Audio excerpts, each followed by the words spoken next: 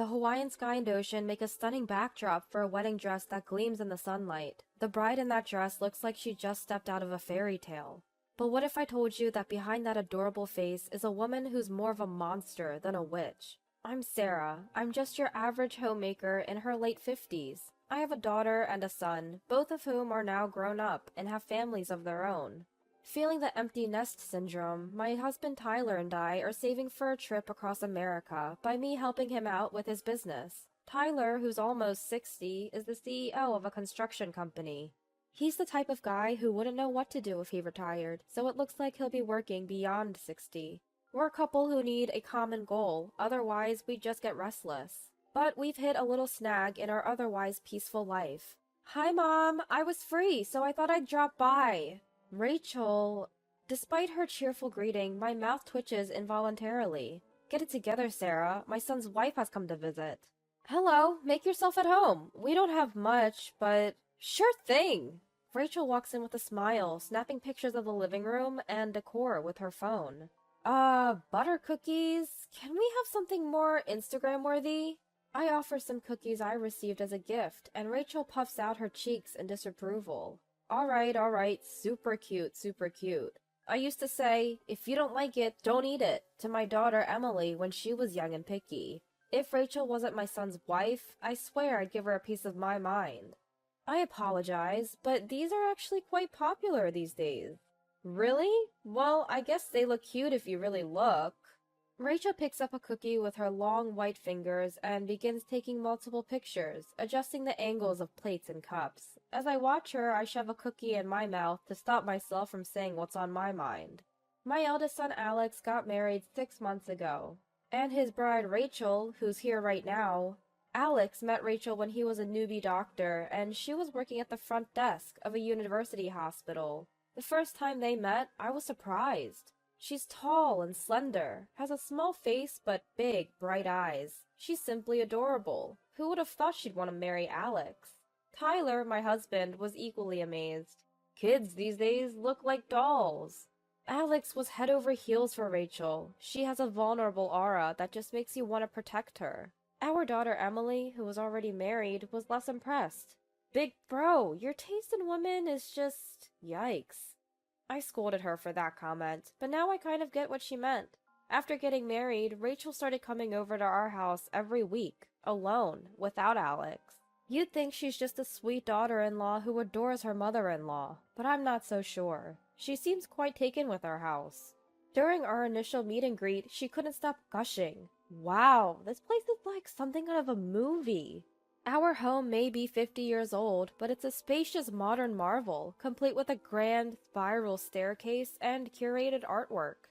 Don't get me wrong, compliments about the house make me happy, but her obsession is kind of creepy. She takes pictures, roams around freely, and even lounges on the sofa. Sometimes I wonder, isn't this a bit rude for a newlywed in her in-laws' home?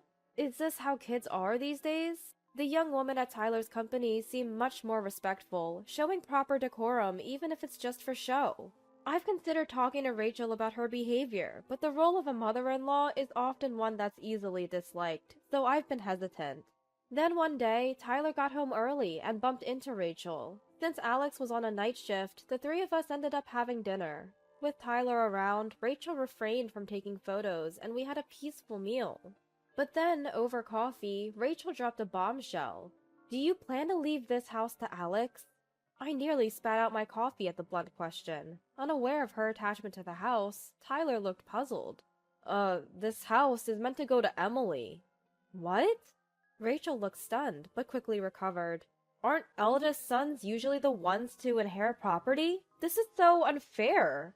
Tyler replied, Alex is a doctor. Emily and her husband will inherit this house and run my business. Besides, this house belongs to Sarah, not me. What? Rachel looks at me with disbelief in her eyes. Tyler spilled the beans, so I had no choice but to fill her in. This house was built by my grandfather. Tyler's company was originally started by him too.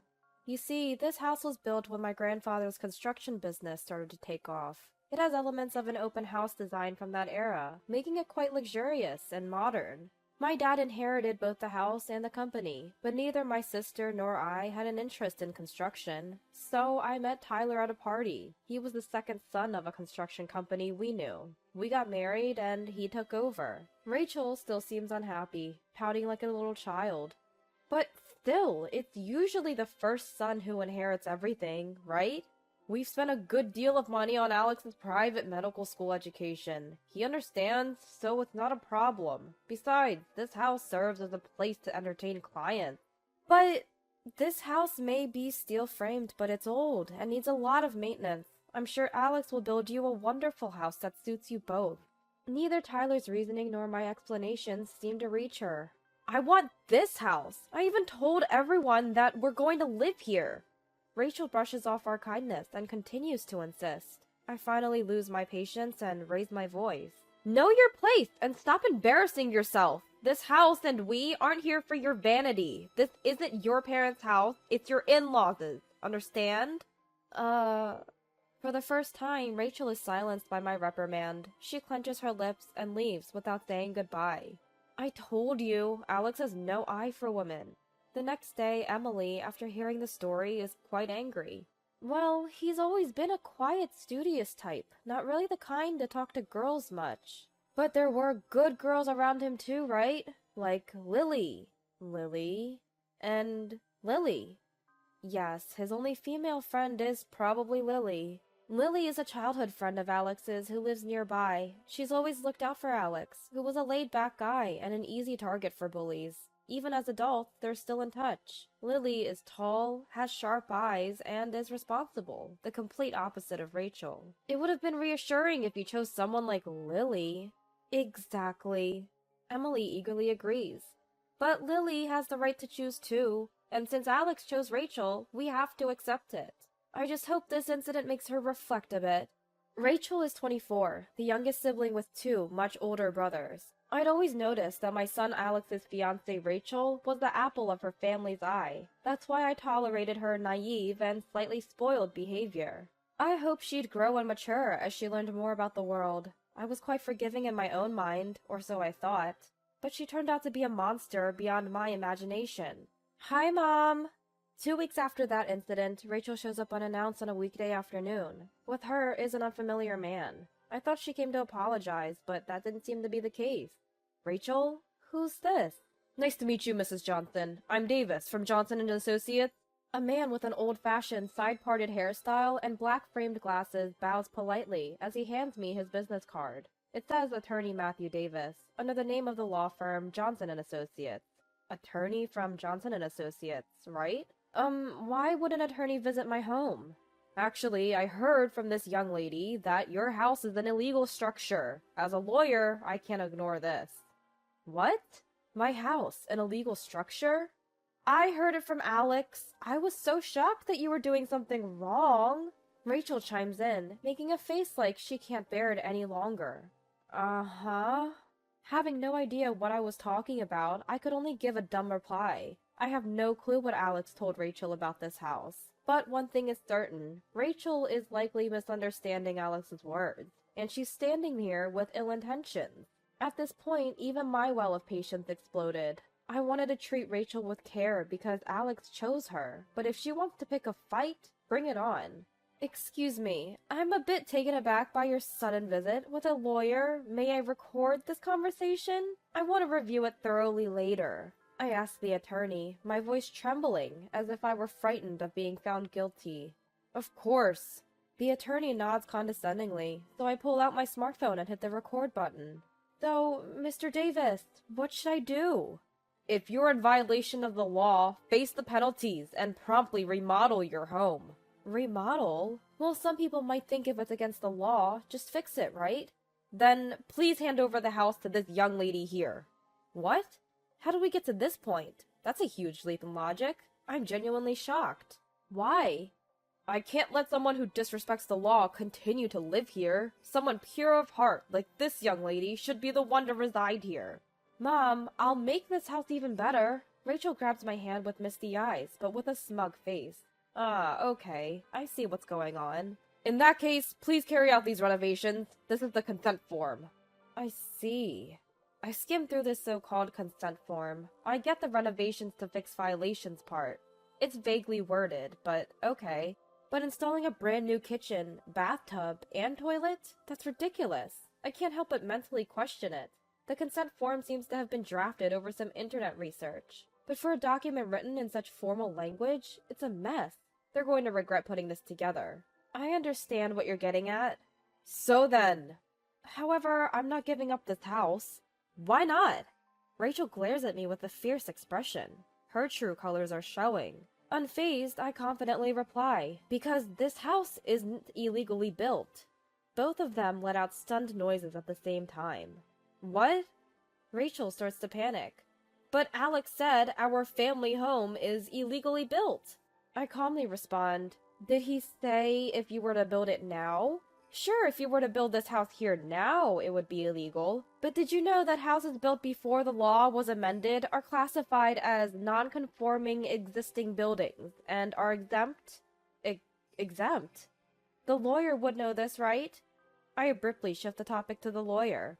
Of course. The lawyer struck an enthusiastic victory pose. No, you clearly don't get it. That's why you're here. A non-conforming building is one that was legally built under old laws, but became non-conforming due to changes in current laws. In the case of this house, it would need to be set back by about 6 feet to meet current regulations.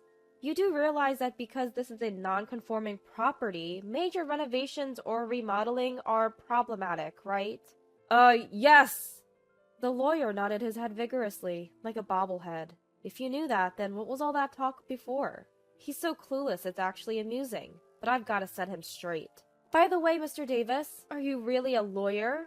Huh? Mom, it's not nice to doubt people like that. I could sue you. Rachel snapped. Yes, I am a lawyer, and I have many ways to sue you. The lawyer blustered. Then where's your badge? Badge? The lawyer blinked in surprise. Wow, he doesn't even know that. Your attorney's badge? After a moment of silence, the lawyer slapped his hand and said, yes, that's a very important item. So, it's displayed in my office. I couldn't help but be taken aback. Oh, come on, it's not a trophy. But lawyers are required to carry it when practicing, aren't they? He's at a loss for words, so I sighed and said, never mind, let's have Mr. Smith bring it over. Mr. Smith? He's a lawyer at Johnson & Associates. You do know him, don't you? Yes, Mr. Smith. He's a colleague of mine. A colleague? You're joking. The age difference alone? This guy can't even keep his story straight. Mr. Smith is the managing partner. He's been our family lawyer since my father's time. Ah. Even the so-called lawyer, or should I say the fake lawyer, is now scratching his head and groaning. No need to cover it up anymore. You're done. So, Mr. Davis. Hey, you're a lawyer, right? So you should know that it's a crime to impersonate a lawyer without a license. The fake lawyer let out a scream, as if he'd seen a ghost, and ran away. He sprinted towards the front door, shoving his feet into his shoes haphazardly, and grabbed the doorknob. Left in utter disbelief, Rachel snapped back to reality, and ran after him. Wait up, Matthew!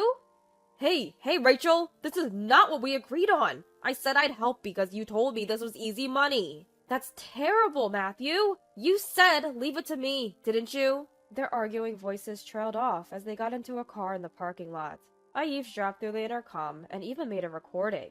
Then I called the real Johnson & Associates. Shortly after, an irate attorney from the real Johnson & Associates reported the incident to the police, and both the impersonator and Rachel were easily arrested. Since I had a legitimate lawyer with me from the get-go, everything at the police station went smoothly. Not only did Rachel and the imposter falsely identify as lawyers, but they had also created business cards and documents. They violated both the legal profession regulations and minor offense laws. Adding fraud charges to the mix, they were arrested. They managed to get out on a not-so-cheap bail, but now they have an arrest record. I had already told them that rebuilding on that land would be against the law due to the age of the building. I never thought they'd be so stubborn. Alex, who had been assisting in a major surgery, found out about the whole fiasco the next morning. To avoid causing any inconvenience to the patients, the police had waited to contact Alex. Hearing the news, Alex looked pale and disheartened. You even roped in your affair partner for this scheme. You've chosen quite the bride. Emily, who had rushed over out of concern for me, told Alex with a weary look. That's right, the fraudulent lawyer turned out to be Rachel's former affair partner. Matthew was Rachel's ex-boyfriend, and they had a history of breaking up and getting back together. During a long separation, Rachel had started dating and got engaged to Alex. Matthew, apparently missing Rachel, sought to rekindle their relationship, and she accepted. All the while, she was cheating on Alex. Matthew, who never really held a stable job, was not as appealing to Rachel as Alex, who was a doctor. And as of now, Matthew was still unemployed. Come on, Alex is nice and has money and a beautiful house, but Matthew is fun and good-looking. You understand, right, Mom? I don't. As divorce mediation proceeded, the layers of Rachel's deception were peeled back.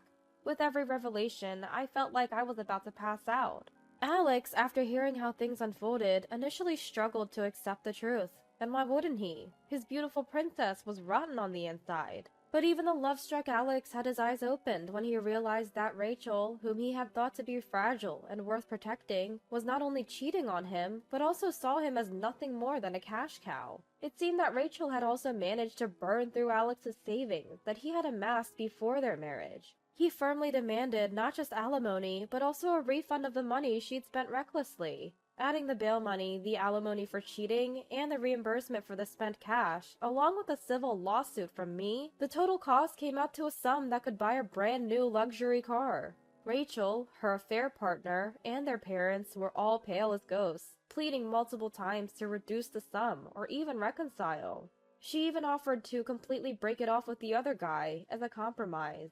Well, it seems that in the meantime, the two did actually part ways for good. But Alex, now enlightened, wasn't giving them any leeway. He secured a complete victory by setting terms they couldn't escape, alongside a capable attorney. Rachel never apologized till the end. She may capture another man with her cute looks, but no sane man would go near a woman laden with massive debt and a criminal record.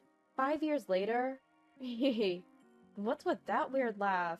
I can't help it. I'm so happy. I'm going to have a nephew. Yeah. Emily looks so delighted, as if she were the one pregnant, and it makes me smile, too. After his divorce, Alex had thrown himself into his work, becoming wary of women.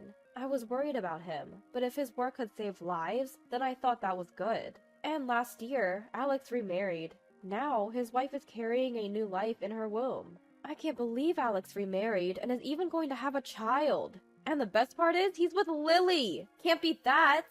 I can't help but laugh when Emily nods in agreement so contentedly. Yes, his new wife is none other than our childhood friend, Lily. Lily had seemingly harbored a crush on Alex since elementary school. She'd been taking him out for drinks and such, concerned about him post-divorce. Thanks to her, Alex finally recognized the woman who truly cherished him. Man, you're slow in the uptake, Alex. But seeing the two of them happily together made me glad too. So I decided to transfer the ownership of this house that Rachel had been so obsessed with to Emily a bit sooner than planned.